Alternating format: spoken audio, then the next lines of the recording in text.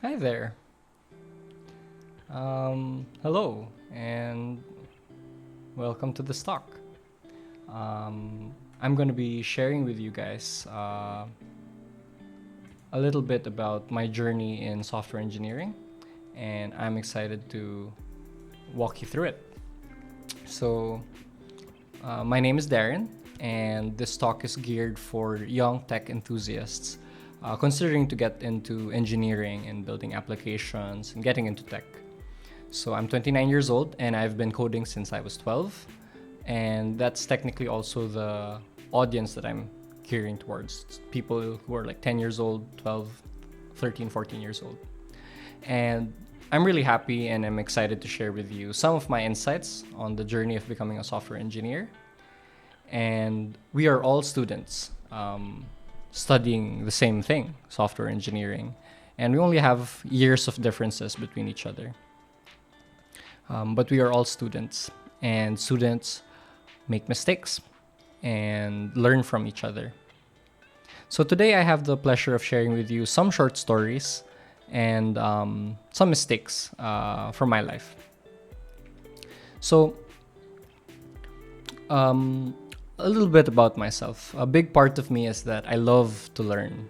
I love to learn and I love sharing what I learn, and I learn a lot by playing games. So I love playing esports games. I love playing Valorant recently.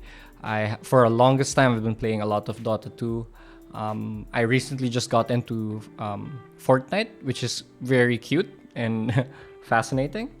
Um, and I'm also playing Final Fantasy 14 with some of my friends too. And I think that games are an excellent sandbox environment to actually make mistakes, immediately see feedback of whether that was a good thing you did or a bad thing you did, and you get to learn quickly. And yeah, I love games. So I want to talk about the journey of software engineering in comparison to reading and writing books. Nowadays, I'm not entirely sure if it's very common for young people to actually pick up books. But it's somewhat similar when you think about books as, like videos on YouTube. It's reading and writing content, right? It's being able to see YouTube shorts or Instagram stories. And we'll use that as an analogy, reading and writing books. So, how does one actually get into programming and web development? For me, I think I was able to get into programming and engineering because of curiosity and desire. So people encounter digital experiences naturally nowadays. They have mobile phones, they have iPads, they have laptops. They connect with people. During this pandemic season, it's our ways of actually connecting with people.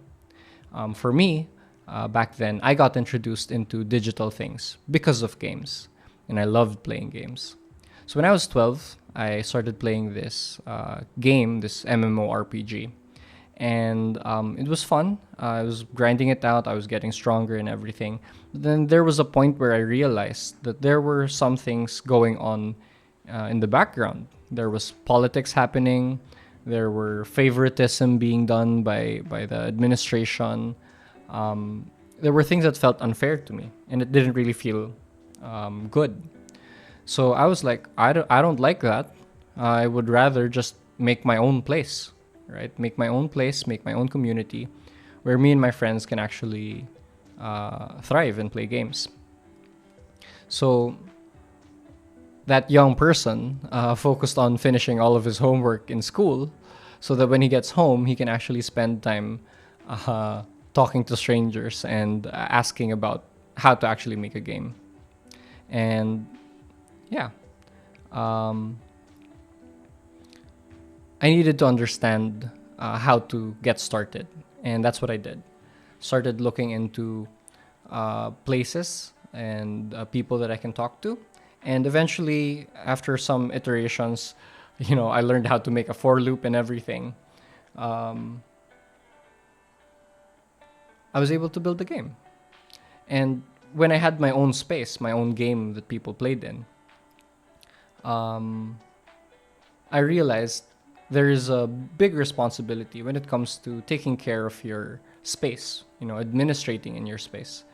I realized I needed my own kind of bat cave, or a Batman interface or Jarvis interface, right? That can show me what's actually going on in the game so that I can do my job better. So you can see here, because of my curiosity and my desire, I transitioned from just being a book reader to becoming a book author myself, right? A librarian myself, a creator of space, more than just consuming the books. So I needed a Batman interface, and initially the website that I built just so that I could see the data from my game looked something like this. It was very basic. It had just all the information there, and the question that I have here for you would be, what do you hear when you actually coach and teach yourself about the work that you're doing? Because I got the information that I wanted, but I had a voice in my head that said, it sucks, it's ugly. And I had a goal, right? I had a goal. My goal was to learn effectively and to make that game, make that space. But sometimes, as you do your work, you'll hear different voices in your head.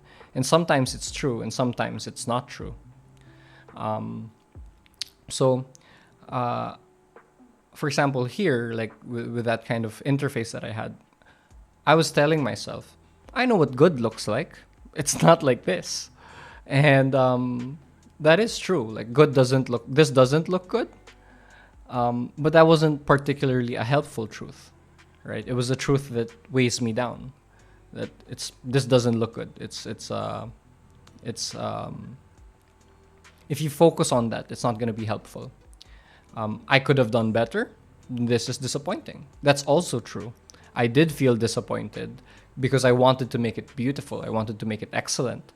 But I could have done better, and this is disappointing. It's not really particularly helpful. So let's look at examples of helpful truths. A helpful truth would be, my website works. The information's there. I have the things that I need. And it's good enough for now, right?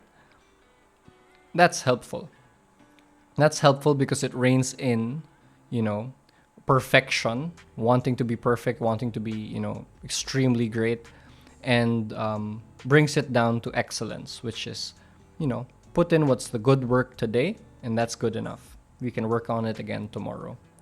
Another observation could be, it could be prettier and easier to use, but I can do that later, right? Now that's helpful and encouraging. It gives you that option to move forward later rather than to weigh you down. Ultimately, the Batman interface that I built, it was good enough, right? So going back to the question, so what do you hear when you coach and teach yourself when you're working?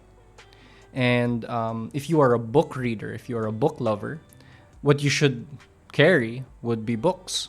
You go to the library, you run around, you pick up the books that you love, and enjoy yourself.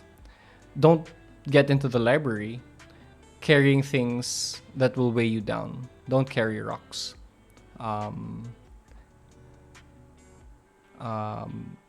It's important to remember which things are true. Like, for example, this isn't really good, this isn't really pretty, but don't let that one weigh you down.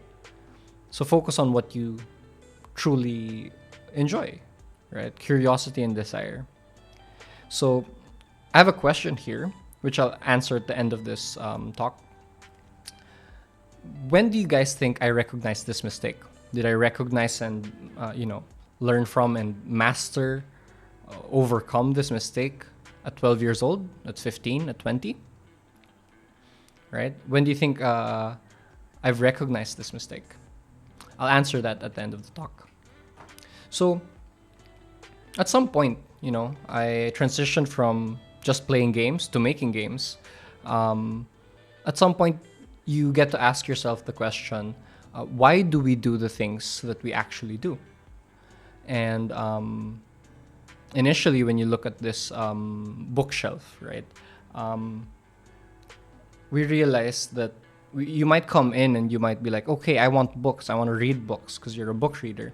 But as you transition from that book reading to book writing kind of perspective, you'll notice that there are more people actually in this picture than you normally see. They're actually the authors of the books that actually are in this picture. Like, it's not just books. There were people that wrote those books, right? The authors exist. There's also the librarian that actually does the sorting for all of these different kinds of books. There's also the administrator of the library that talks to publishers and finds out, okay, what are the top 10 fiction books that we want to get and put in our library? There's also janitors and electricians and maintenance people ensuring that the lighting works, the furniture is very comfortable. There's interior designers that make the space very cozy and comfortable. So we realize there's different roles that are played to make a beautiful and fun experience reading books, right? And you get to ask yourself, what role do I want to play? And if you're exploring that kind of question, here's my advice. Find out by asking yourself, what brings me fulfillment or joy or satisfaction? What makes me happy, right? What makes me angry or sad or frustrated or lonely?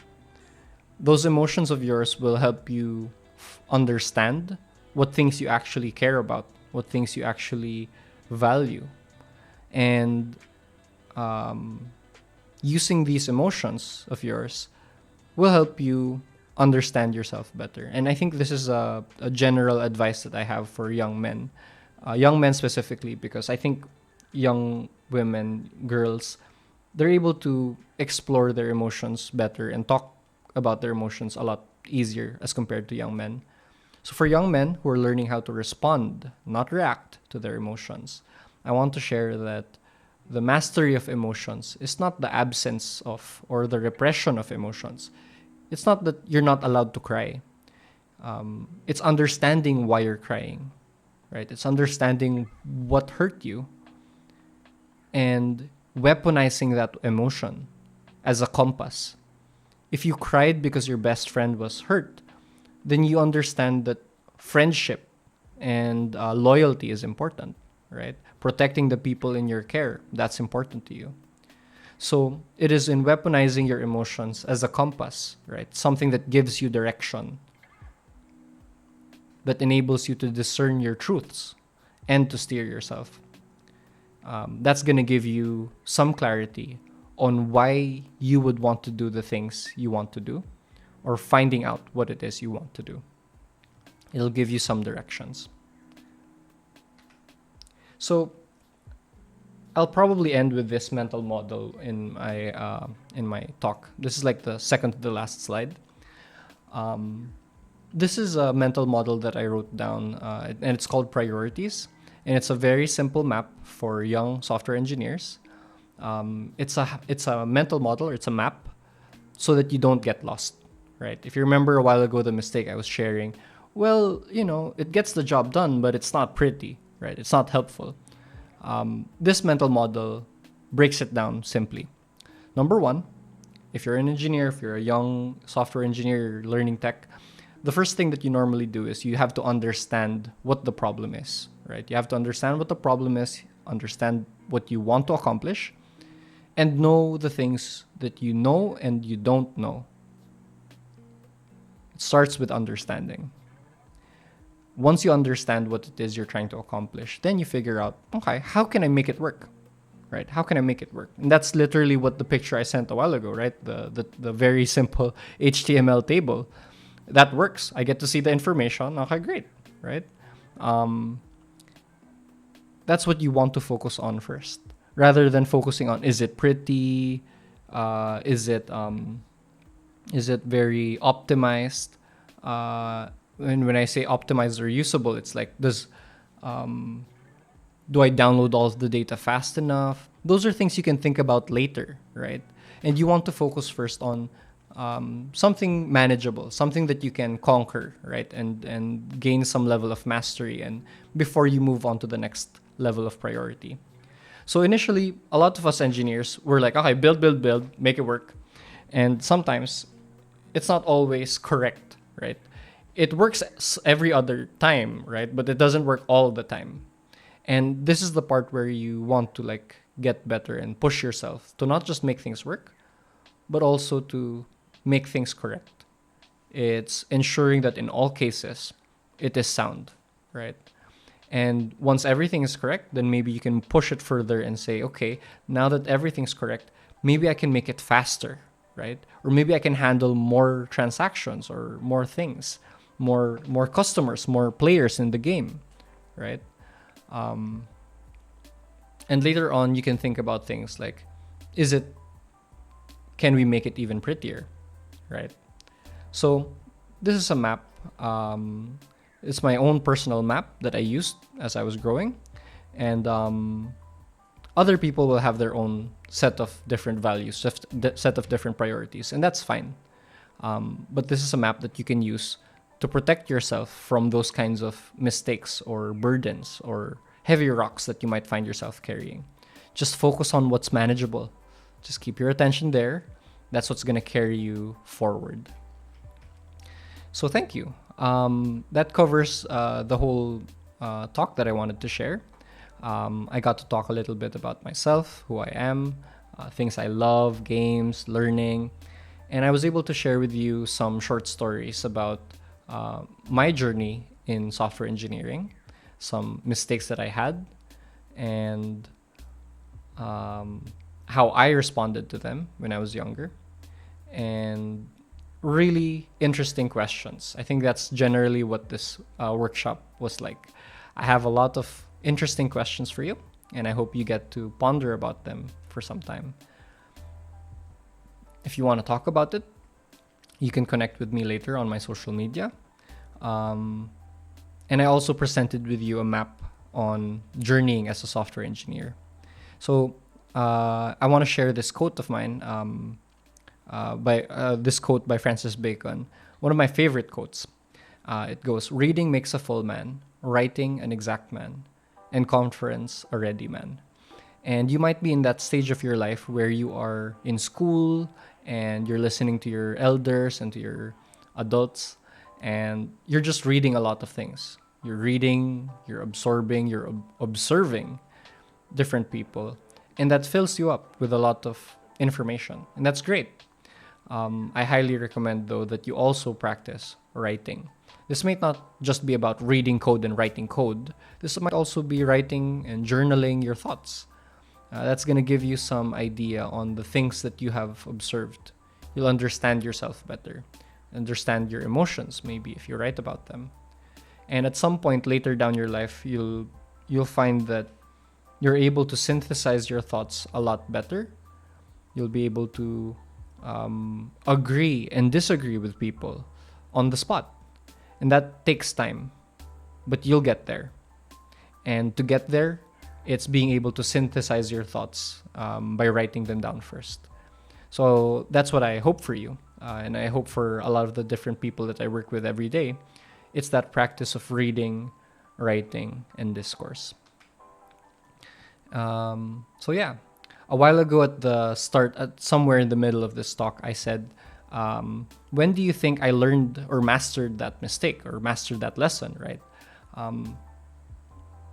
This was about discerning truths that are helpful or unhelpful, right? Things that uplift, right? Things that empower and encourage versus those that weigh you down. I would say that I haven't mastered it yet, and I still hear those thoughts every now and then. So don't worry when you actually hear those thoughts. It's a lifelong journey to experience those kinds of emotions and thoughts and feelings. But as you continue to practice it, you'll get better and better and understanding that wasn't helpful. I can think about better things. I can push myself and focus myself better. So that's it. If you want to connect with me, you can message me on Twitter. It's at Darren Sapalo. And I love talking about learning and growth and writing about short stories and mental models that encourage, empower, and liberate. So yeah, Thank you for spending time with me. I'll catch you soon. Bye.